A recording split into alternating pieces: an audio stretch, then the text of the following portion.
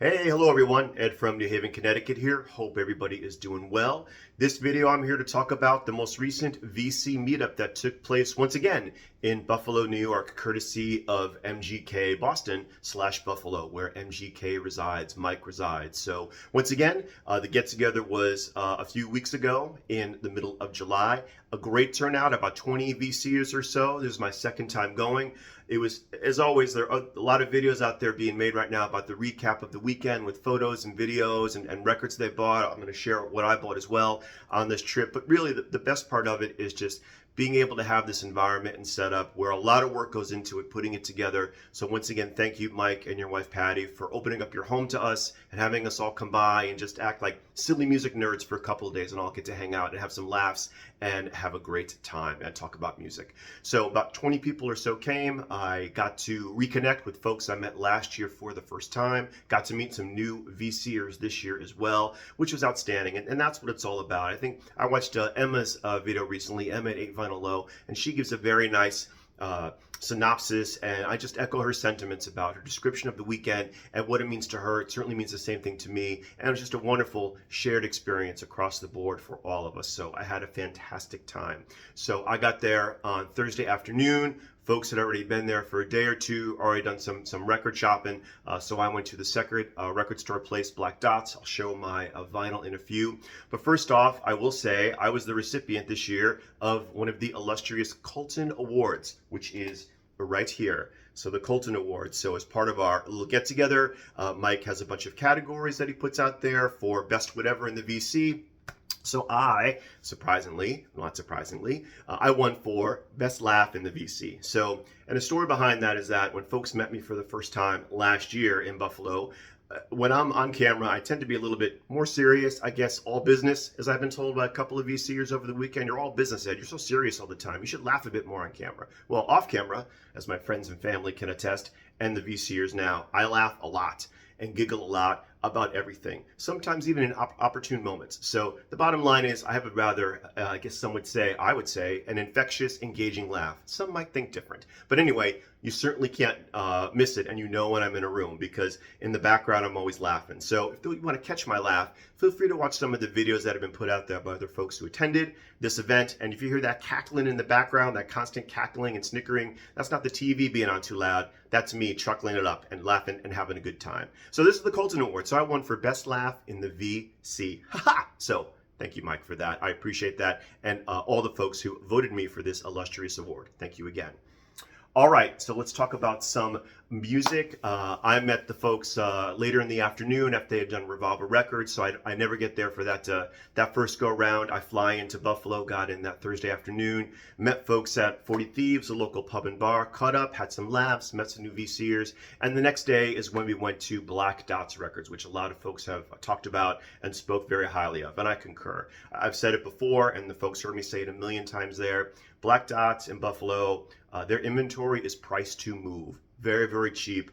A real steal. Really great place. Great environment. They have a bar there as well, so you can hang out, grab a beer, do some record shopping. And that really was just, the weekend itself was just a memorable and wonderful time. But nothing beats a bunch of us like-minded music individuals, music nerds, vinyl nerds, if you will, just all getting together, going through the stacks, picking out records, recommending stuff to each other, on the lookout for what some other folks might like and might want. Hey, check this out, sending this over to you, make sure you don't miss it. That's really the great thing about it, is that sharing and just having fun in that setup. So it's great shopping for records at any time, but it's more fun doing it with a group of who I consider right now very, very good friends. So a wonderful time had by all. All right, enough about those sentiments. Let's talk about the records. So first off, there's a couple of VCLTs that I received while I was up there. So some of the members there brought vinyl to swap and share and dole out. So this first one I got here, this is Mason Ruffner's Gypsy Blood. This was from Randy Nelson.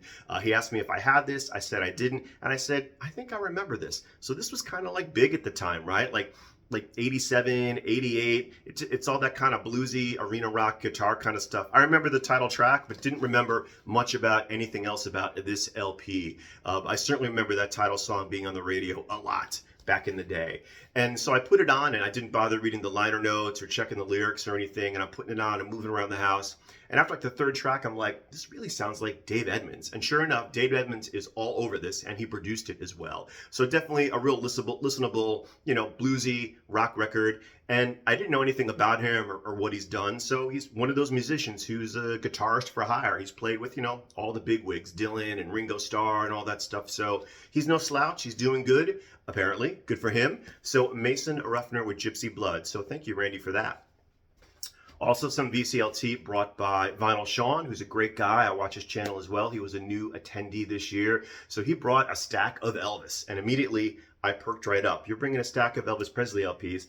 I'm checking that out because I'm a big fan and he's the king. So he was starting to dole some out and share some, and he showed this one here, which I yanked right out of his hand before anybody else could consider even grabbing it or looking at it. So this is Elvis Guitar Man, and this is actually from 1981. So I'd seen this before and read about it before, but I'd never been able to snag a copy of it. So thank you, Vinyl Sean, for letting me just yank it out of your hands and take it home with me. So a little bit about this Elvis LP. So this was produced by Felton Jarvis, who was a musician and producer that worked with Elvis back in the late 60s and early 70s. And what this record encompasses, it's a bunch of Elvis tracks recorded at that time. And what Felton Jarvis did was he kept the vocals, but he stripped all the old instrumentation, all the old backing vocals out, and redid all the music and the backing vocals with Elvis's vocals from that time period. Basically, what it would sound like if Elvis Presley recorded an LP in like 1980, 81. And it actually, it works. Elvis's vocals are out front. I never tire of that voice. This is fun, pleasant, late 60s, early 70s, Elvis Presley. Not schmaltzy. Everything is pretty upbeat, rockin', it's fun. It's really excellent. So I also read that Felton Jarvis died right before this got released because it actually met with some decent success. So he kind of never saw the fruits of his labor out on the market, which is too bad. But anyway, so Elvis with Carman. So Vinyl Sean, thank you so much for bringing this. I'm a huge fan. Glad to have this in the collection. And it also came with a little insert as well for a little promo for This Is Elvis, a movie that came out in 1981. So I definitely was happy to see this still inside the sleeve as well, since it came with this LP. So thank you. All right. While I was up there in Black Dots, I kind of been in more of like a jazz, R&B type of vibe lately these days. So I ebb and flow with different genres. That's pretty much what I got here. And once again, a lot of this stuff I've seen locally here at home or elsewhere, and it's way more expensive, sometimes even overpriced. But once again, Black Dots, phenomenal with the pricing. Stuff is priced to move. First up, Les McCann and Invitation to Happiness from 1972, I believe. So, I'm sorry, Les McCann, Invitation to Openness. See, I'm still learning. So Les McCann is a jazz musician, a pianist who I've been made aware of recently. I've picked up a couple of his LPs that he's done with Eddie Harris, and it's just very, very appealing to the ears and very, very enjoyable to me. So this came out in 1972 on Atlantic. I tend to be someone who gravitates towards any Atlantic jazz LPs. 3 tracks on here in total, just like an old school Yes album, right? So side 1 is a track called The Lovers, and there's 2 other tracks on side 2.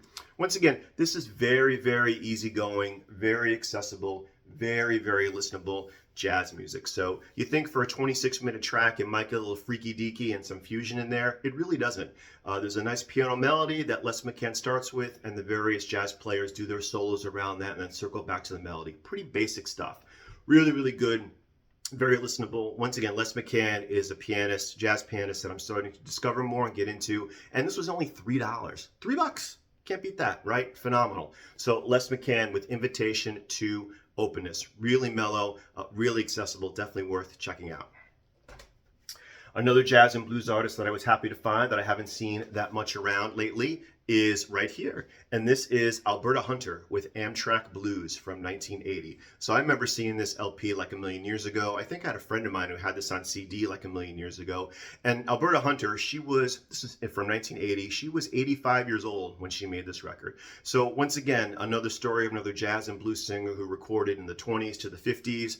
Left the industry altogether, actually became a registered nurse and worked in the medical field for decades, then was rediscovered again. This is produced by John Hammond, and asked to come back and perform and make some LPs. So this is really, really, once again, very easygoing jazz stuff. This is very cabaret, Cafe Carlyle, supper club kind of jazz music. Nothing heavy or hard about this at all. Just pleasant jazz vocalings. And of course, you know, we cover the standards on here.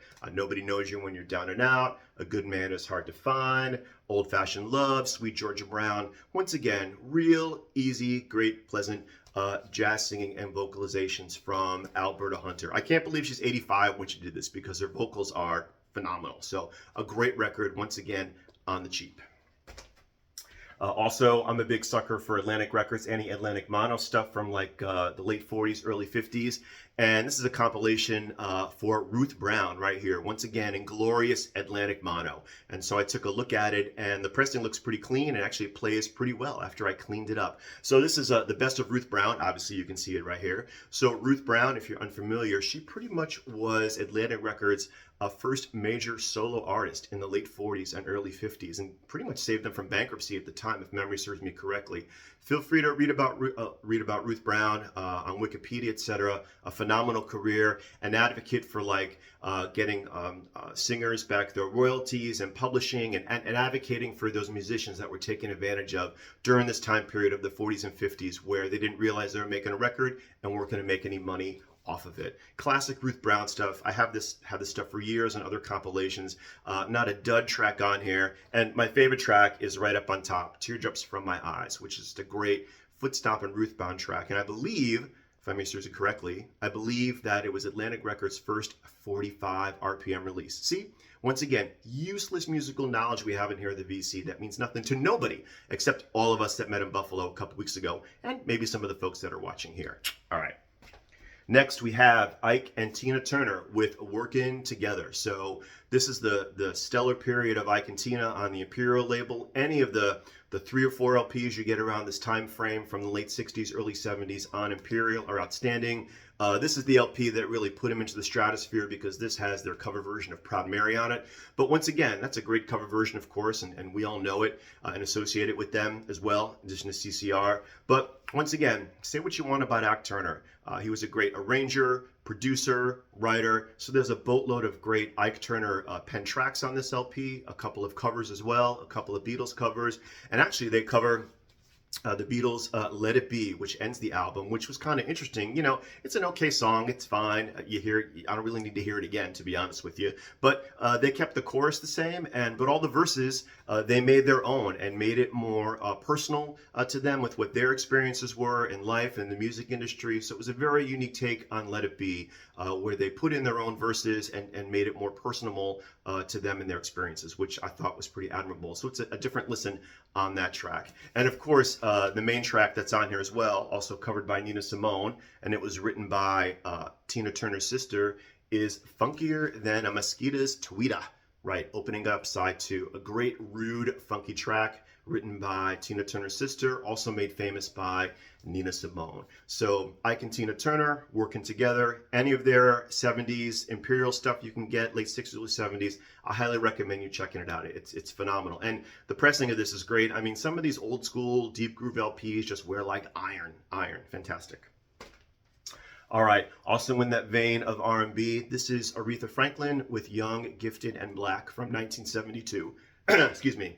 So once again, I'm a big fan of Aretha Franklin during that Atlantic period around like 1970 to the mid 70s. To me, those are just stellar classic LPs. Spirit in the Dark, and of course, after this LP, she released Amazing Grace. But this LP is no slouch, and certainly one of her best-selling, and really like track to track, you know, one of her best. There's not a dud track on this LP. I mean, the big cuts that came off of this were Daydreamin' and Rocksteady. Those were the big hits. But of course, the title track, getting back to Nina Simone, she covered that. She covers Border Song on here, you know, as well, Elton John song. She covers some Otis Redding. Who else does she cover on here?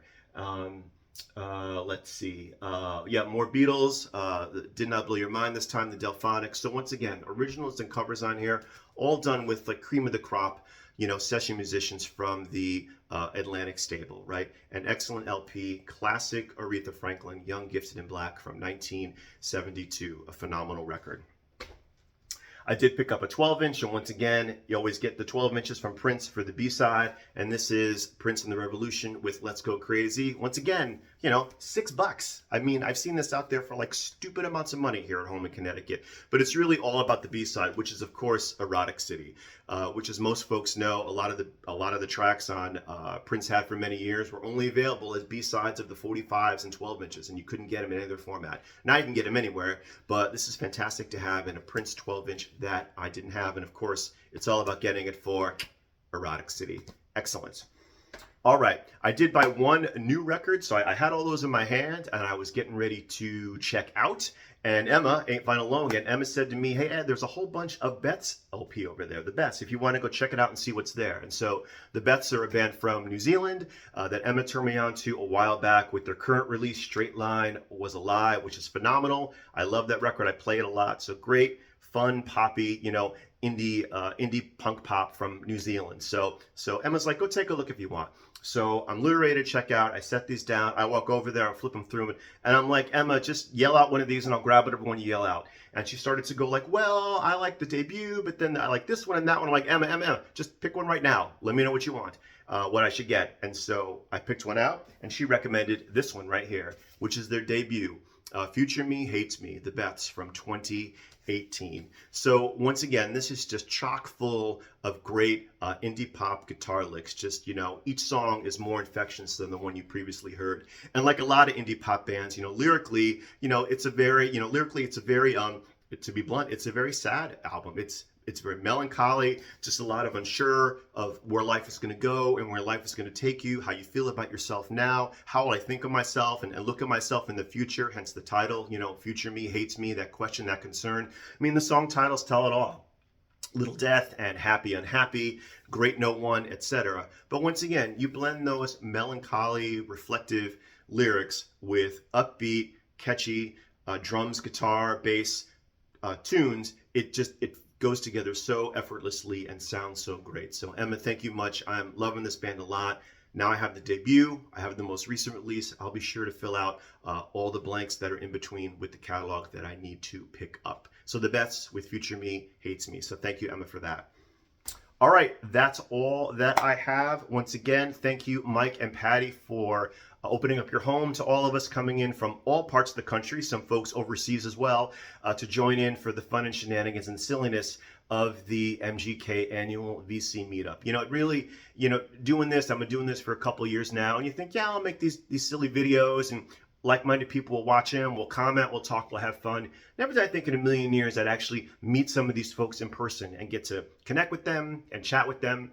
And it's just a wonderful experience. So Mike and Patty, thank you for putting this together. And thank you to all the VC members that made the trip. Some again, some for the first time. It was a wonderful experience. And hopefully I will be there next year as well. Making an assumption, of course, but if there's a VC meetup in my area, and Mike, this one is tough to beat, hoping you keep it on your calendar because it's a wonderful experience and I made some wonderful friends. So with that, as I always say, with everything going on out there today, let's take a moment to be kind to one another. Thanks, folks. Until the next video.